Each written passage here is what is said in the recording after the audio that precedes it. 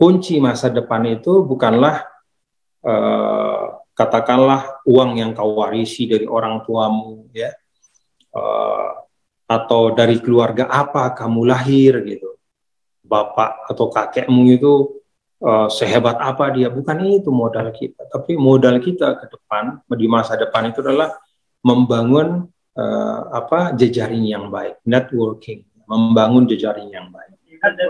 Orang yang punya jaringan yang baik, ya dia punya teman yang baik, dia punya lingkup dengan persahabatan yang konstruktif, maka dia bisa sukses gitu. Nah, kunci membangun jejaring yang baik itu adalah kemampuan verbal, kemampuan komunikasi yang baik. Kita akan susah ya punya teman yang baik kalau kita dikenal sebagai pribadi yang angkuh misalnya.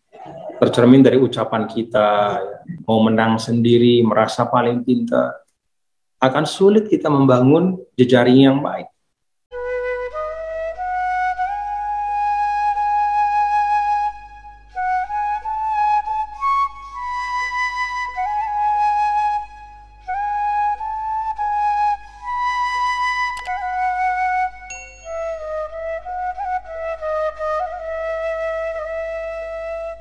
Kalau kata orang itu tidak hanya kecerdasan kognitif yang diperlukan, ya, kecerdasan otak, ya, tetapi juga kita perlu kecerdasan emosional, kecerdasan spiritual, juga kecerdasan verbal gitu. Bagaimana kita berkomunikasi, bagaimana kita membangun silaturahim gitu. Nah, contoh terbaik dalam membangun komunikasi adalah seperti Allah mengajarkan kita ketika dia berkomunikasi dengan ayat-ayatnya. Jadi kalau Anda ingin menjadi orang yang optimis, ya, bacalah Al-Quran. Anda akan menemukan energi-energi yang akan membuat Anda menjadi seorang yang apresiatif terhadap diri Anda. Oh, ternyata saya itu mulia, ya. Bagaimana Al-Quran bicara laqad khalaqnal insana fi ahsani taqwim wa laqad karramna bani adam. Itu kan semua membangun dignity bagi manusia. Jadi dengan kata lain, kalau saya sudah dimuliakan sama Allah kayak begini, masa sih saya menghinakan diri saya dengan melakukan hal-hal yang terbaik? Masa sih saya menghinakan diri saya dengan melakukan perbuatan yang destruktif dan seterusnya. Jadi Al-Quran itu juga mengajarkan bagaimana kita membangun komunikasi dalam kehidupan yang baik. Dan ini sangat diperlukan, ya. Kata orang kan key of the future, ya. Kunci masa depan itu bukanlah katakanlah uang yang kau warisi dari orang tuamu, ya, atau dari keluarga apa kamu lahir gitu, bapak atau kakekmu itu sehebat apa dia, bukan itu modal kita. Tapi modal kita ke depan di masa depan itu adalah membangun jejaring yang baik, networking, membangun jejaring yang baik. Orang yang punya jaringan yang baik, ya dia punya teman yang baik, dia punya lingkup dengan persahabatan yang konstruktif, maka dia bisa sukses gitu. Nah, kunci membangun jejaring yang baik itu adalah kemampuan verbal, kemampuan komunikasi yang baik. Kita akan susah ya punya teman yang baik kalau kita dikenal sebagai pribadi yang angkuh misalnya. Tercermin dari ucapan kita, ya, mau menang sendiri, merasa paling pintar, akan sulit kita membangun jejaring yang baik. Ya. Kita punya ilmu segudang, tapi jejaring nggak ada, hidup sendiri, dikenal sebagai orang yang egois misalnya, nggak bisa kita berhasil.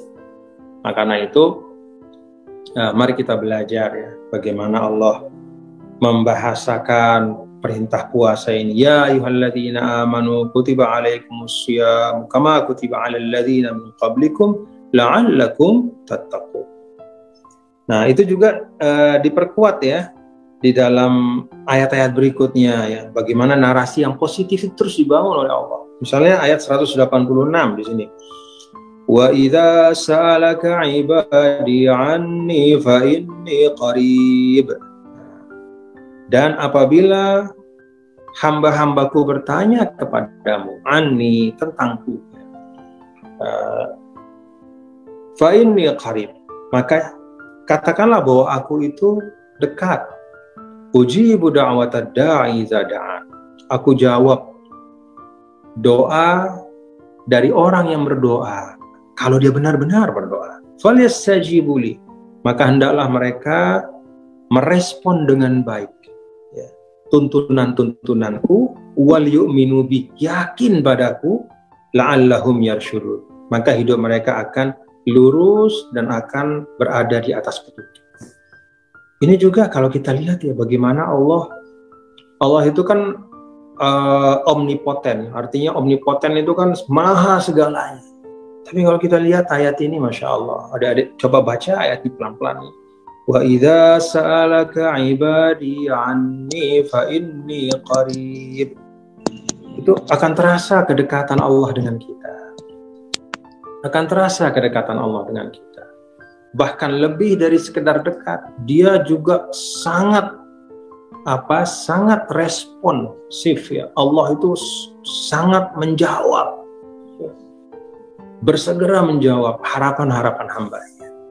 Nah, tentu saja di sini disebutkan falyastajibu li, hendaklah mereka merespon dengan baik perintah-perintahku ya, tuntunanku ya, diapresiasi, kita hargai perintah Allah itu, kita hargai tuntunannya, kita ikuti tuntunan agama dengan baik. Wal yu'minu bi, dan yakin tetap kepadaku ya. La'allahum yarsyudun, maka Allah akan memberikan kehidupan yang selalu dalam keadaan tertunjuki ya. Jadi dapat petunjuk terus, sesusah-susahnya, sesulit-sulitnya, selalu there is always a solution, selalu ada jalan keluar saja. Nah, itulah narasi yang positif yang dibangun oleh Al-Quran. Karena itu sekali lagi saya berharap ya para mahasiswa, adik-adik itu bisa membangun jaringan yang baik ya, pertemanan yang baik, yang konstruktif, yang dibangun di atas landasan atau dasar saling menghargai satu sama lain. Itu yang kita sangat butuhkan ke depan. Kalau kita bicara tentang misalnya kebangkitan umat Islam, kalau kita bicara tentang kebangkitan Indonesia, kalau kita bicara tentang kebangkitan Indonesia-Malaysia misalnya sebagai negara serumpun, itu membutuhkan jejaring itu. Tidak mungkin Indonesia tidak baik ya, dan tidak ideal kalau Indonesia saja yang maju, Malaysianya nggak maju. Demikian pula kalau Malaysianya saja yang maju, tapi Indonesianya nggak maju. Itu kedua-duanya harus maju. Dan karena itu perlu antara saudara serumpun itu harus tetap ada komunikasi yang baik. Ya, harus ada sikap apresiatif secara mutualistik, saling menghargai satu sama lain. Nah, saya memandang ya bahwa Anda semua adik-adik sebagai mahasiswa Indonesia di Malaysia adalah duta-duta ya, untuk membangun jejaring masa depan yang konstruktif itu. Jadi selain belajar, kenalan sebanyak mungkin dengan orang Malaysia. Jadi jangan, ya mohon maaf nih, mudah-mudahan sih nggak terjadi. Dulu ada istilah di Kairo ya, saya kan belajar di Kairo dulu, di Universitas Al-Azhar ya. Tapi ada sebagian teman gitu, yang ketika di sana itu hanya mau bergaul dengan teman yang satu daerah saja. Akhirnya dia nggak dapat kemampuan ya, dia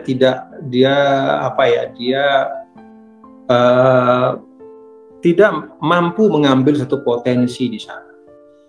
Misalnya potensi bagaimana memahami Arab, masyarakat Arab itu kayak apa, bagaimana belajar ya bahasa, bagaimana belajar kebudayaan, bagaimana membangun jejaring gitu. Itu dia tidak lakukan.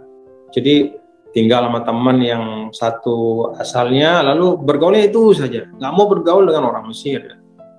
Jadi akhirnya apa, begitu pulang bukannya makin pintar bahasa Arab, ya malah makin pintar bahasa daerahnya gitu.